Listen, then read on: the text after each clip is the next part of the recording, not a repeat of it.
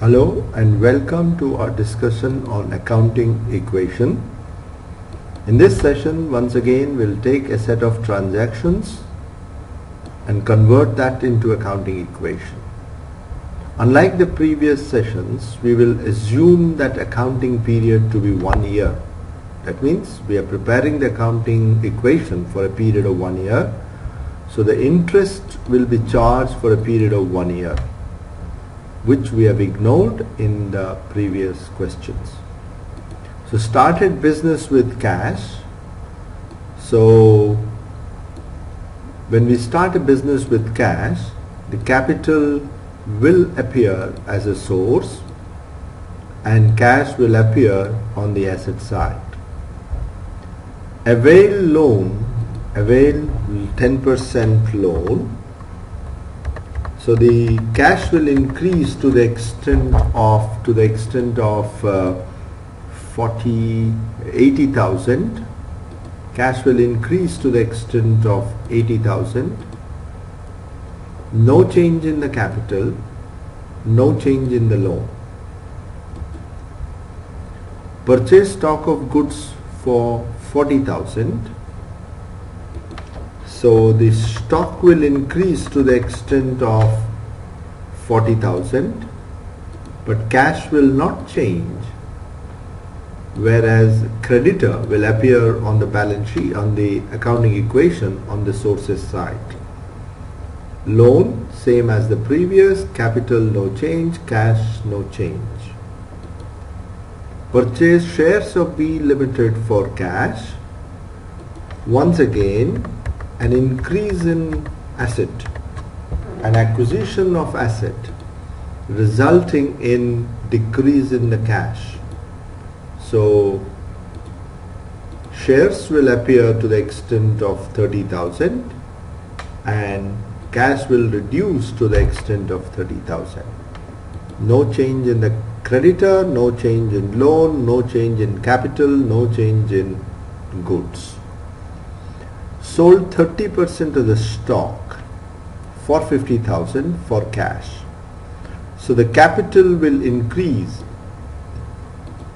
Cash will increase to the extent of the sale. So cash will increase by 50,000. Stock will reduce to the extent of 30% of the previous stock. So the stock will become 28,000. No change in capital, no change in loan, no change in creditor, no change in share. So the profit is equal to the cost of the goods sold deducted from the sale proceeds. The sales is 50,000 minus 30% of the stock. So profit is the balancing figure. Salary paid.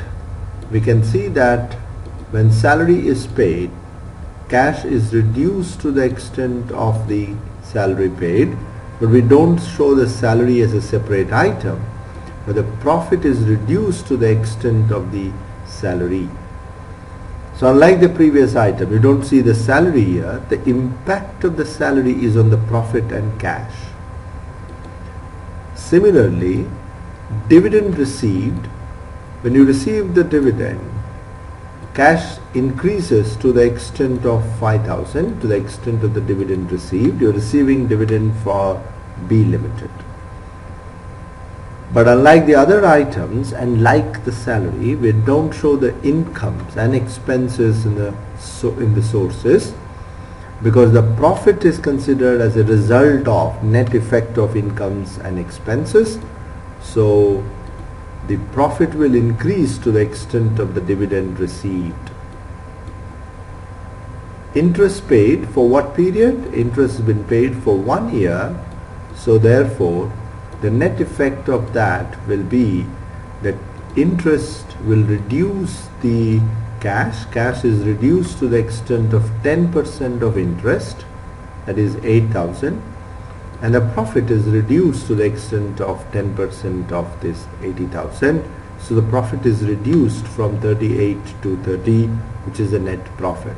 So gross profit minus the salary paid plus the dividend received minus the interest received is the net profit for the organization.